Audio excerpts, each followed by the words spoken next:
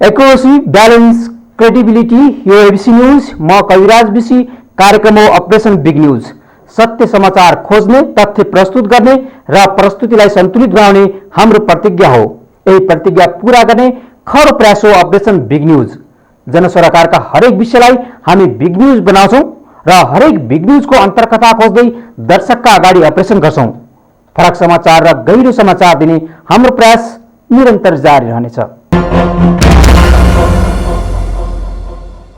दर्शकबिन, आज हामी यो साताका मुख्य 3 घटनाक्रमलाई आजको बिग न्यूजमा समेटेका छौं। नेपालमा हत्या, हिंसा, बलात्कारका घटना दिनानुदिन बढिरहेको अवस्था छ। विशेष गरी महिला हिंसाका घटनामा कति पनि कमी आएको छैन। बरु महामारीका बेला भएका लकडाउन र निषेधाज्ञामा यस्ता हिंसाका घटनाहरू स्वरूप परिवर्तन भई बढिरहेका छन्। यसो त मानवले मानवलाई गर्ने भेदभाव पनि घटेको छैन। नेपालमा यी र यस्ता घटना र अपराधको निम्ति विभिन्न कानुनहरू भए पनि सबै अपराधीले दण्ड र पीडितले न्याय पाएका छैनन्। झन्झटिलो प्रक्रिया र पहुँचवालाको दबावका कारण प्रशासन र न्यायालयको ढोका जति डगडगाउँदा पनि पीडितले न्याय पाउन सकेको अवस्था छैन। आखिर किन त गम्भीर प्रश्न बनेको छ। दिन प्रतिदिन नाबालिकामाथि बलात्कारका घटनाहरू बढिरहेका छन्। महिला हिंसाको घटना पनि उत्तिकै छ। संविधानले नै वर्जित गरेको जातीय छुवाछुत अझै पनि समाजबाट हट्न सकेको छैन। नेपालमा कानुन कार्यान्वयन दरिलो गरी हुन सकेको छैन। यसै बीचमा पछिल्लो समय बढ्दै गएको एसिड आक्रमणको सम्बन्धमा अध्यादेश जारी भएको छ। दिनदहाडे खास गरी महिलामाथि एसिड आक्रमणको घटना बढ्दो क्रममा छ। यसो त एसिड आक्रमणबाट पुरुष पनि पीडित छन्। एसिड आक्रमणकारीलाई दण्ड सजाय दिँदै पीडितलाई जीवनभर संरक्षण हुने व्यवस्थासहित अध्यादेश सरकारले जारी गरेको छ। यसले एसिड आक्रमणकारीलाई निरुत्साहित गर्न अपेक्षा गरिएको छ। आजको बिग न्यूजमा हामी उक्त अध्यादेशको सम्बन्धमा चर्चा गर्नेछौँ। साथसाथै ठूला चाडपर्व नजिकै गर्दा बजारमा चर्को मूल्य हुन थालेको छ। यसले उपभोक्तालाई मारमा पारेको छ। एकातिर आम मानिसको आम्दानीको स्रोत बन्द भएको छ, आय स्रोत छैन। तर यस्तो अवस्थामा बजार भाव महँगिएको छ। यो सँगै विश्वभर सन्तास फैलिएको कोरोना नियन्त्रणमा नेपाल सरकारले कस्तो भूमिका खेलेको छ, यसको प्रभावबाट जोगिन राज्यका संयन्त्रले कसरी काम गरिरहेका छन्, यिनै विषयमा आज हामी केन्द्रित रहनेछौँ कार्यक्रम बिग न्यूजमा। दर्शकबिन, सरकारले तेजाब जस्ता अन्य घातक रासायनिक पदार्थ नियमन अध्यादेश 2077 ल्याएर एसिड आक्रमणकारीलाई कडा सजायको व्यवस्था गरे पनि पीडित र सरकारवालाहरूले खुसीका साथ स्वागत गरेका छन्। यद्यपि समाज पैसा र पहुँच र बलका भरमा पीडकले वास्तविक पीडितलाई न्यायका लागि अगाडि आउन नदिने यथार्थ भनौँ नेपालमा कानुन राम्रा बने पनि कार्यान्वयन पक्ष भने फितलो रहने गरेको छ। यसले केवल अध्यादेशले मात्रै पीडकलाई कारबाही र पीडितलाई न्याय दिलाउन चुनौती रहेको भन्दै सरकारवालाहरूले नेपालमा कानुन प्रभावकारी कार्यान्वयनमा हुनुपर्नेमा जोड दिएका छन्।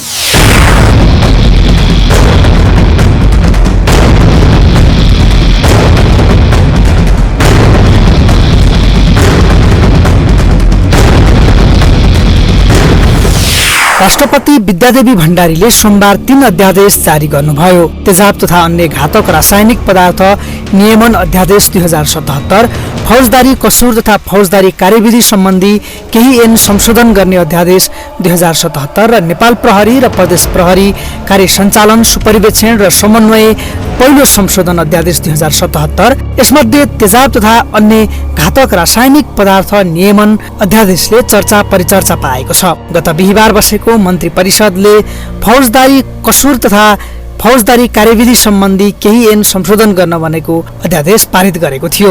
यसको सम्बन्धमा व्यापक छलफल र बहस पनि भइरहेका छन्। किनभने पछिल्लो समय नेपालमा एसिड प्रहारको घटना वृद्धि भइरहेको परिप्रेक्ष्यमा एसिड आक्रमणकारीलाई कडाभन्दा कडा कारबाही गर्न र पीडितलाई क्षतिपूर्ति दिनुपर्ने माग व्यापक रूपमा उठिरहेको छ। राष्ट्रपतिले अध्यादेश जारी गरेसँगै आम एसिड पीडितका परिवार र स्वतन्त्र रूपमा पीडितको पक्षबाट पैरवी गरिरहेका अभियन्ता मानवाधिकार कर्मीहरू खुसी भएका छन् र अध्यादेशको कार्यान्वयनको बाटो पुरिरहेका छन्। अध्यादेश आयो तर यसको कार्यान्वयन के कति हुने हो भन्ने आशंका र प्रश्नहरू पनि उब्जिएकै छन्। जारी गरिएको अध्यादेशमा एसिड आक्रमण गर्नेलाई अधिकतम 20 वर्ष जेल सजाय र 10 लाख जरिवाना हुने र पीडितलाई क्षतिपूर्ति दिनुपर्ने लगायतका प्रावधानहरू छन्। एसिडको खुल्ला बिक्री वितरणमा प्रतिबन्ध लगाउने, एसिड आक्रमण गर्नेलाई कडा सजाय दिने र पीडितलाई निशुल्क शिक्षा र रोजगारी उपलब्ध गराउने उल्लेख गरिएको छ। साथै एसिड आक्रमण सम्बन्धी मुद्दालाई पहिलो प्राथमिकतामा राखिने बताइएको छ। यस अध्यादेशले अब नेपालमा एसिड आक्रमण निरुत्साहित हुने अभियन्ताहरू बताउँछन्। पहिलो चरणमा या अहिले त साउथ इस्ट एसियामा नै हामीले गर्व के गर्नुपर्छ भने सरकारी डाटा अनुसार 17वटा घटना 19वटा भिक्टिम हुँदैखेरि नै यति कडा रूपमा कुनै पनि सरकारले यो मुद्दालाई यस्तो कडा कानुन ल्याएर बन्देज गर्ने प्रयास गरेका छैन। त्यसमा चाहिँ म नेपाल सरकारप्रति कृतज्ञ छु। अब नेपालको जनतालाई के छ भने कानुन त यो देशमा बन्छ, कार्यान्वयन हुन्छ कि हुन्छ त्यो पक्षमा पनि, किनभने अब सम्पूर्ण जिम्मा नेपाल सरकारले लिइसकेपछि घटना घट्दाखेरि जिम्मेवार नेपाल सरकार हुन्छ। किनभने यसको घटना रोक्नलाई सबैभन्दा प्राथमिक कुरा बिक्री वितरणको नियन्त्रण हो। यदि उहाँहरूले त्यसलाई कार्यान्वयन गर्नुभयो भने अपराध शून्य कहीँ पनि भएको छैन, तर न्यूनीकरण हुन्छ। अध्यादेशले पीडितलाई मलमपट्टि भएको भए पनि पीडितले तुरुन्तै न्याय पाइहाल्छन् भन्ने अवस्था रहन्न। किनभने नेपालमा धेरै कानुनहरू प्रभावकारी भए पनि त्यसको सही कार्यान्वयन हुन सकेको छैन। जस्तो कि नेपालमा छुवाछुत अन्त्यका लागि कानुन छ, तर छुवाछुत प्रथा जस्ताको तस्तै छ। बोक्सी आरोप, बलात्कार लगायतका कैयौं अपराधमा पनि कानुन अनुसार कारबाही अझै हुन सकेको छैन। पीडितहरू प्रशासन र न्यायालयको ढोका ढकढक्याउँदा पनि न्याय पाइरहेका छैनन्। आखिर किन त? किनकि अक्षरमा लेखिएको कानुनलाई व्यवहारता कार्यान्वयन गराउने सन्दर्भमा हाम्रो सरकार न्यायालय चुक्ने गरेको छ। हुन त नेपालको संविधानले नै पनि मानिसलाई अधिकार सम्पन्न बनाएको छ, न्याय दिलाएको छ, तर त्यसको कार्यान्वयन उचित तवरले भइरहेको छैन।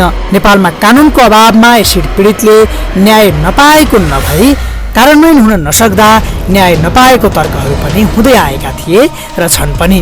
तसर्थ सरकारवालाहरू अध्यादेश आउनु सकारात्मक भए पनि यसो कार्यान्वयनको पाटो फितलो हुने आशंका व्यक्त गर्छन्।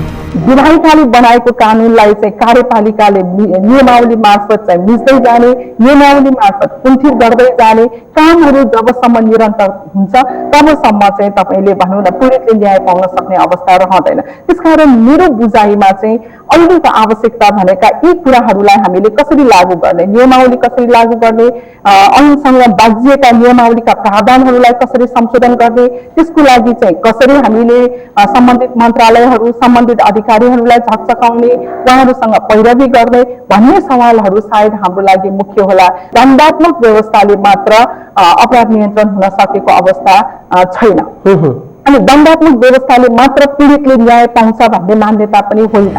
नेपालको कानुन कार्यान्वयनलाई कडाई बनाउन आवश्यक रहेको अधिकार कर्मीको भनाइ छ। कार्यान्वयनमा चुनौती रहेको र मानिसको दृष्टिकोण परिवर्तन नभई कानुन जति कडा बनाए पनि कार्यान्वयनमा चुनौती रहेको अधिकार कर्मीहरू धारणा राख्छन्। अन्याय, अत्याचार र विभेदकारी मानसिकतालाई त्याग्नुपर्ने र कानुनको परिपालना सरकारले गर्न नसके निरन्तर खबरदारी आवश्यक रहेको महिला अधिकार कर्मी डाक्टर रेणुराज भण्डारीको भनाइ छ। चुनौती भनेको यसलाई कार्यान्वयन चाहिँ कसरी गर्ने भनेर भन्ने चुनौती होइन। तर म चाहिँ के भन्छु भने कार्यान्वयन नै गर्दैनन् भनेर नेगेटिभली पनि हामीले नसोचौँ। कार्यान्वयन गर्नको लागि के गर्नुपर्छ भनेर भनेर हिसाबले पनि हामी जाउँ होइन। किनभने मैले त अहिले के देखाएको छु भने जतिसुकै कडा कानुन हामी कहाँ ल्याए पनि जबसम्म हाम्रो सामाजिक रूपान्तरण चाहिँ हाम्रो सुरु हुँदैन, दलितलाई हेर्ने दृष्टिकोण जुन छ नि हामी भित्र कुट त्यो भित्रसम्म भरिएको छ, जुन हाम्रो यो पहिलेदेखिको यो एक खालको व्यवस्थाले, वर्णाश्रम व्यवस्थाले महिलालाई हेर्ने दृष्टिकोण जुन छ, गरिबलाई हेर्ने दृष्टिकोण जुन छ, त्यो दृष्टिकोणमा परिवर्तन नहुँदासम्म त हेर्नुहोस् जस्तोसुकै कडा कानुन आए पनि कार्यान्वयन हुँदैन। हाम्रो मानसिकता नै के छ भनेदेखि चाहिँ यो एउटा विभेदकारी मानसिकता छ क्या, मतलब पीडितमुखी होइन कि पीडितमुखी मानसिकता छ। त्यो मानसिकतामा परिवर्तन नभइकन त कसरी? एसिड पीडितले न्याय पाउन्, अध्यादेशले मात्रै न्याय पाउने होइन। अक्षरको न्याय भन्दा माथि उठेर व्यवहारत न्याय दिलाउन सरकार गम्भीर बन्नुपर्छ। एसिड लगायतका अन्य विभिन्न आक्रमणहरूको पीडितले कानुन भएर पनि न्याय नपाएका प्रशस्त उदाहरणहरू छन्। कानुनत ती त्यस्ता सबै प्रकारका अपराधीहरूले कडाभन्दा कडा कारबाही पाउनुपर्छ र पीडितले न्याय पाउनुपर्छ। लिखित कानुनहरूको व्यवहारिक कार्यान्वयनमा जोड दिउँ। एबिसी रिपोर्टर विक्रम रत्न, काठमाडौँ।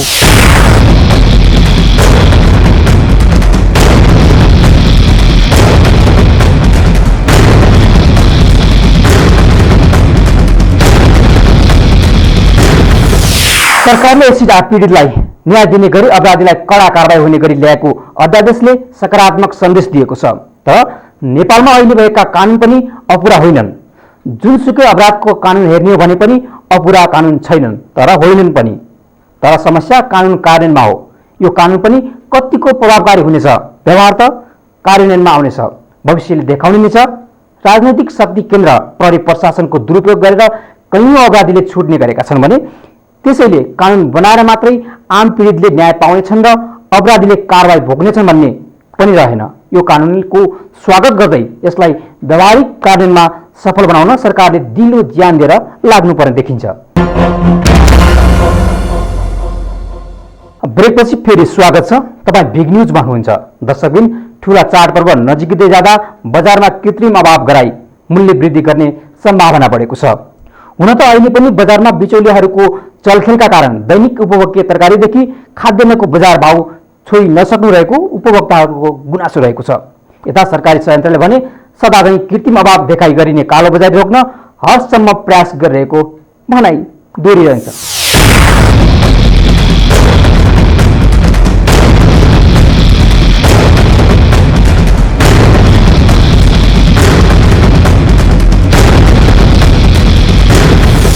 पछिल्लो समय मुलुकभरि नै बजारमा कृत्रिम अभाव देखाएर वस्तुको मूल्य वृद्धि गर्ने परिपाटी बढेको छ। यसअघि पटक पटक कोरोनाको प्रभाव देखाउँदै गरिएको मूल्य वृद्धिमा पनि उपभोक्ताहरूले अत्यावश्यक वस्तु चर्को मूल्यमा किन्न बाध्य भए। सरकारले समय समयमा बजार अनुगमन पनि गर्यो। केही व्यवसायी कारबाहीमा पनि परे, तर बजार भाव भने यथावत रह्यो।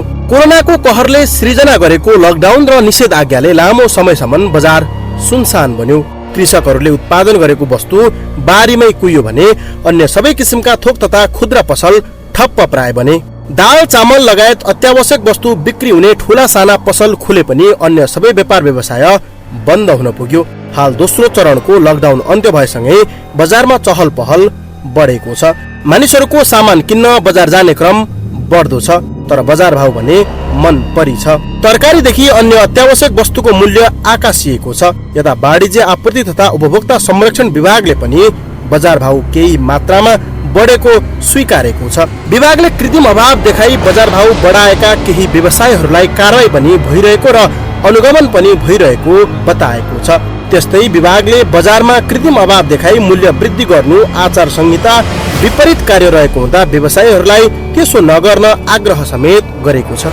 केही दिन यता केही सामानमा बढोत्तरी भएकै हो, त्यसलाई नियन्त्रण लिनुपर्छ भन्ने हिसाबले हामीले प्याजकै सन्दर्भमा कुरा गर्दाखेरि पनि हामीले कारबाहीहरू अगाडि बढायौँ। कतिपयलाई मुद्दा पनि लाग्यो र हामीले त्यो प्याज फेरि जफत भएको प्याज कम मूल्यमा पनि बिक्री गरिरहेछौँ सरकारी कम्पनीले लिएर।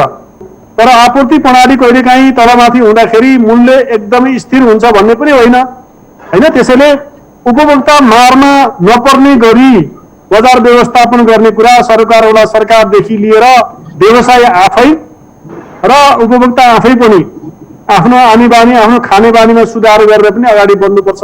व्यवसायहरू पनि जिम्मेवार भएर अगाडि बढ्यो भने उनीहरूले कारोबार गर्दै जाँदाखेरि त अब भविष्य सिँगै बाँकी छ नि, नाफा गर्ने समय पनि आउला।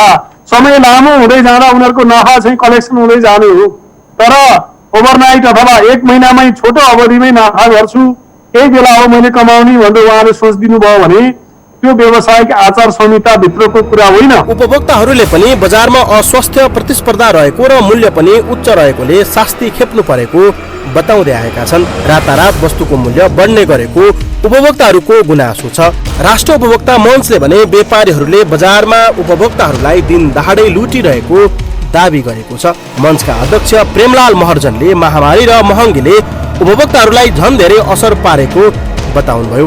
अध्यक्ष महर्जनले वस्तुको अध्ययन र बजार नबुझी व्यापारीहरूको मिले मतमा मूल्य वृद्धि गराउने कालीमाटी तरकारी तथा फलफूल विकास समितिलाई नै सरकारले पहिला कारबाही गर्नुपर्ने माग पनि उहाँले गर्नुभयो। यो त लुटेकै होइन, लुटे। मैले अघि पनि भने कालीमाटी तरकारी तथा फलफूल विकास समितिलाई नै कारबाही गर्नुपर्ने अवस्था देखिएको छ। किनभने मूल्य तोकेको उसले तोकिरहेछ नि, व्यापारीहरूसँग मिलोमतोमा उसले मूल्य तोकिरहेछ। जबकि भारतले प्याजमा निकासी बन्द गरिसकेको छ। 14 तारिकदेखि अहिलेको आजको दिनसम्ममा रोकेकै अवस्था छ। तर प्याज चाहिँ यहाँ नियमित रूपमा आइराखेको छ। त्यही इन्डियन प्याज आइराखेको छ, चाइनाबाट आएको छैन, नेपालमा उत्पादन छैन। Okay right. त्यो कहाँबाट आयो भन्यो भने आएको त इन्डियाबाटै आएको छ। इन्डियाबाट जुनकै स्रोतबाट आएको भने आएको त छ नि। अब त्यो आएको मालको मूल्य जुन किसिमले तोक्ने प्रविधि देखिएको छ, स्वयं राज्यपछि नै यसमा चाहिँ कालाबजारीहरूसँग मिलोमतो भएको कारणले अत्यन्त दुर्भाग्य स्थिति आम उपभोक्ताले झेलिराखेको छ। बजारमा वस्तुको मूल्य चर्को हुँदा कृषि उपज उत्पादन गर्ने कृषकले पनि राम्रै मूल्य पाउँछन् होला भन्ने धेरैले सोच्छन्। तर किसानहरू स्वयं आफूहरूले कृषि उपज सस्तोमा बेच्नु परेको बताएका छन्। कालीमाटी बजारले निर्धारण गरेको मूल्यको आधा पनि मूल्य नपाउने किसानहरूको गुनासो छ। बिचौलियाले आधा भन्दा बढी मुनाफा गर्छन्, जसको कारणले गर्दा आफ्नो लगानी समेत नउठ्ने कृषकहरूको भनाइ छ। हामी त आधा पनि पाउँदैनौँ नि, कहिले उनीहरूले बेचेको भन्दा त हामीलाई एक भाग पनि दिँदैनन् नि पैसा। त्यस्तो पनि त हुन्छ। बिचौलीले अब यहाँबाट लानेले बढी खाइरहेको हुन्छ। हामी कृषि गर्नेलाई मोल चाहियो, खेताला चाहियो, अनि त्यसपछि पानी भनौँ न सबै कुरो चाहिएन। अब बिचा बस्ने मान्छेहरूले आधी पर्छ त बिचा बस्ने मान्छेहरूले खान्छ। यहाँबाट 10 रुपियाँमा लगेको छ भने उनीहरूले त्यहाँबाट 20 रुपियाँमा लगेर बेचिदिन्छन्। त्यति गरिदिन्छन् बिचा बस्नेले। हामीलाई त के छ र, हामी त गर्ने खानेलाई मर्का छ। हामी किसानलाई कृषि उपज तथा अन्य अत्यावश्यक वस्तुको मूल्य वृद्धिले आम उपभोक्ताहरूलाई झन ठूलो समस्या निम्त्याएको छ। सरकारले बिचौलियालाई कारबाही गर्न नसक्दा यस्तो समस्या आउने जानकारहरू बताउँछन्। मन्त्री आफै तथा अनुगमनको अख्तियारी पाएका सरकारी अधिकारी तथा संयन्त्र बेला बखतमा अनुगमन गरे चाहिँ गर्छन्, तर बजार झन दिन प्रतिदिन वृद्धि भइरहेको छ। ठुला चाडपर्व सन्निकट बन्दै जाँदा अझ बढी कृत्रिम अभाव बनाई मूल्य वृद्धि गर्ने सम्भावना बढेर गएको छ।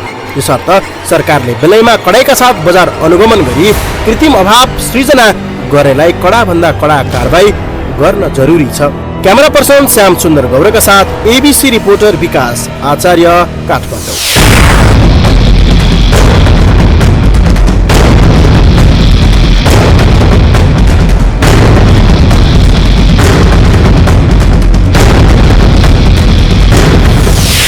आम उपभोक्ताहरू महँगीको मारमा बारम्बार पिल्सिरहेका छन्। अभाव र सङ्घर्षमा रुमलिरहेका छन्। बिहान बेलुकी छाक टार्न गाह्रो अवस्थामा भएको छ सबैको। तर राज्यको निकाय भने देखे पनि नदेखे चाहिँ गरिरहन्छ, सुने पनि नसुने चाहिँ गरिरहन्छ। हुन त सरकारले अनुगमनको हौवा पनि नपिटेको होइन, तर खोइ कहाँ हुन्छ अनुगमन, के हुन्छ अनुगमनको प्रतिफल, यसको जवाब सरकार स्वयंले दिन सक्दैन। बजार कृषकको हातमा पनि छैन, बिचौलियाले कब्जा गरेका छन् र यस्ता बिचौलियाले राजनीतिक र प्रशासनिक संरक्षण प्राप्त गरेका छन्। अहिले त झनै उत्पादनदेखि आयात निर्यात नै घटेको छ। यस्तो अवस्थामा प्रत्यक्ष मारमा पर्ने भनेका बिहान बेलुकी छाक टार्न समस्यामा पर्ने मजदुर र न्यून वर्ग भएका नागरिक हुन्। सरकारले महँगीको बजारलाई नियन्त्रण गर्न सक्नुपर्छ, प्रभावकारी अनुगमन र नियमन गर्न सक्नुपर्छ। ब्रेकपछि फेरि स्वागत छ। तपाईँ बिग न्युजमा हुनुहुन्छ। दर्शकबिन, नेपालमा गरिएको पछिल्लो एक अध्ययनले 60% नागरिक जनस्वास्थ्यको न्यूनतम मापदण्ड अंगीकार नगरेको तथ्याङ्क बाहिरिएको छ, जसका कारण कोरोना संक्रमण झनै तीव्र बन्दै गएको छ। दैनिक झन्डै 65% कोरोनाका संक्रमित काठमाडौँ उपत्यकामा आउने गरेका छन्। मानिसको चहलपहल तीव्र हुनुका साथै आम मानिसले स्वास्थ्य मापदण्डको पालना नगर्दा संघीय राजधानी काठमाडौँ संक्रमण तीव्र बन्दै गएको छ।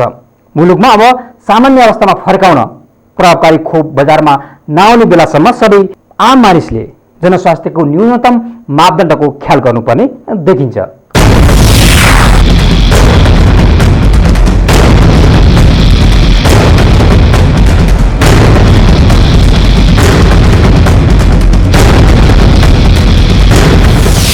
एपिडियोमोलोजी तथा रोग नियन्त्रण महाशाखाले आगामी 6 महिनासम्म नेपालमा कोरोना संक्रमण तीव्र रूपमा बढ्दै जाने बताएको छ। यही अनुपातमा संक्रमण वृद्धि हुँदै गए चैतसम्ममा 1,50,000 को हाराहारीमा संक्रमित पुग्ने महाशाखाले अनुमान गरेको हो। त्यो हिसाबले हाम्रो हिसाबमा अर्को 6 महिनामा त्यो 1,50,000 केसहरू हुन सक्छ अहिले अर्को 3 महिनाभित्रमा, किनभने यो तपाईँ जाडोको सिजन भएको हुनाले फेरि पनि हुन सक्छ। नेपालमा संक्रमण तीव्र बन्दै जाँदा सबै क्षेत्रमा नकारात्मक असर र प्रभाव पर्दै गएको छ। सामान्यतः नागरिकले जनस्वास्थ्यको मापदण्ड कडाइका साथ पालना नगर्दा संक्रमण तीव्र बन्दै गएको विज्ञहरूले बताउँदै आएका छन्। हालै गरिएको एक अध्ययनमा मुलुकभर 40% नागरिकले मात्रै मास्क लगाएर हिँड्ने गरेको तथ्याङ्क सार्वजनिक भएको छ। यस्तै काठमाडौँ महानगरले गरेको एक अध्ययनमा महानगरका 30% नागरिकले अहिले पनि जनस्वास्थ्यको मापदण्ड पूर्ण रूपमा पालना नगरेको देखिएको छ। यो तथ्याङ्कले पनि नागरिकले जनस्वास्थ्यको मापदण्ड कडाइका साथ पालना नगरे अवस्था जटिल बन्दै जाने प्रश्न छ। सरकारले पनि संक्रमण समुदाय स्तरमै पुगिसकेको अवस्थामा कन्ट्र्याक्ट ट्रेसिङ गर्ने, परीक्षणलाई व्यापक बनाउने र स्वास्थ्य शिक्षा प्रभावकारी रूपमा फैलाउन नसकेको विज्ञहरूको आरोप छ। समुदायमा फैलिएको अवस्था छ र समुदायमा फैलिसकेपछि सरकारले सबैलाई जो संक्रमित भए त्यो संक्रमित भएको व्यक्तिहरूलाई पहिचान गर्ने, खोज्ने र उनीहरूलाई परीक्षणको दायरामा ल्याउने काम चाहिँ गर्न सकेको छैन। सरकारले जनतालाई बुझाउने, सचेत बनाउने एउटा राम्रो कार्यक्रम लिएको छैन। विश्वव्यापी अभ्यास हेर्ने हो भने कोरोनाको लडाईँमा जित हासिल गर्दै आएका अधिकांश मुलुकहरूले व्यापक मात्रामा परीक्षण, कन्ट्र्याक्ट ट्रेसिङ र स्वास्थ्य शिक्षालाई प्रभावकारी रूपमा सञ्चालन गर्दै आएको पाइन्छ। नेपालकै जस्तो सीमित स्रोत र साधन भएका मुलुकहरूले पनि विज्ञहरूको सुझाव र कोरोना परास्त गर्ने सरकारको ठोस कार्यक्रमले संक्रमण नियन्त्रणमा लिएका छन्। नेपालमा पनि कोरोना संक्रमण नियन्त्रण गर्न भन्दै दिनहुँ भएका सरकारको बैठक, विभागीय मन्त्रालयले अघि सारेको कार्यक्रमले आजसम्म पनि संक्रमण नियन्त्रणमा लिन सकेको छैन।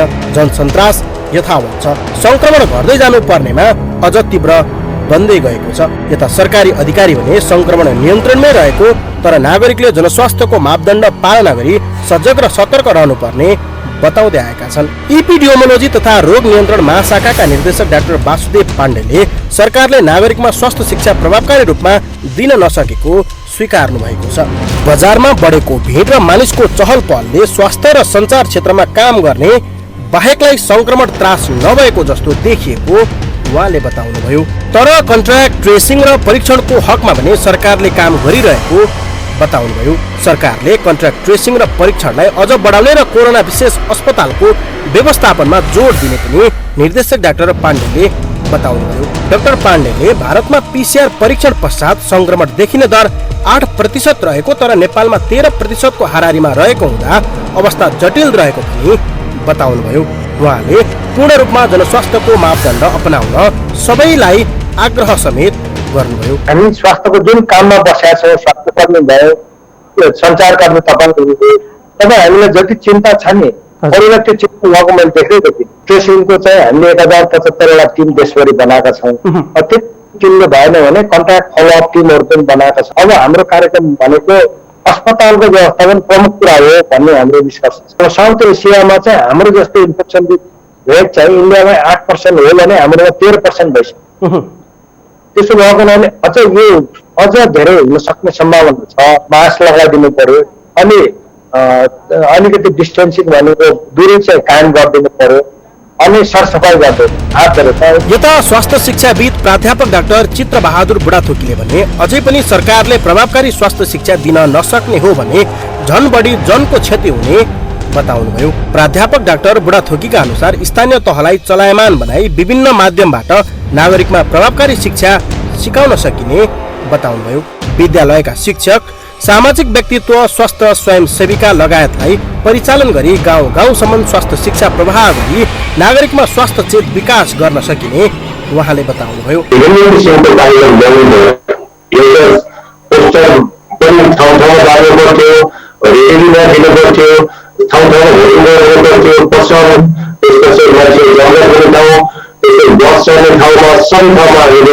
त्यसको उपायहरू सुरक्षा उपायहरू सामाजिक उपायहरू आफ्नो मास्क लगाऊ भन्ने कुराहरू ठाउँठाउँमा देखेका छौँ। विश्वमा कोरोना संक्रमण तत्काल नियन्त्रण हुने अवस्था अहिले छैन। खोप वा औषधि नबन्दासम्म संक्रमण कुनै न कुनै रूपमा यथावत हुने निश्चित छ। अहिले विश्वभरका नागरिक सामान्य जनजीवनमा फर्कन चाहन्छन्, तर संक्रमण शून्य नबन्दासम्म पुरानो ढाँचा वा शैलीमा फर्कन सक्ने अवस्था छैन। त्यही भएर अहिले विश्व नै नयाँ सामान्य जनजीवनको अभ्यासमा लागेको छ। नयाँ सामान्य अवस्था भन्नाले कोरोना पनि रहन्छ र मानिस पनि चलायमान हुन्छ। जनस्वास्थ्यको मापदण्ड अपनाई नयाँ सामान्य जनजीवन अवलम्बन गर्न सकिने विज्ञहरू पनि बताउँदै आएका छन्। यसर्थ हामी नागरिकले जनस्वास्थ्यको मापदण्ड कडाइका साथ पालना गर्ने हो भने संक्रमण नियन्त्रण आउन सघाउ पुग्छ भने अर्कोतिर हाम्रो जनजीवन पनि चलायमान हुने निश्चित छ। क्यामेरा पर्सन श्याम सुन्दर गौरवको साथ एबीसी रिपोर्टर विकास आचार्य, काठमाडौँ।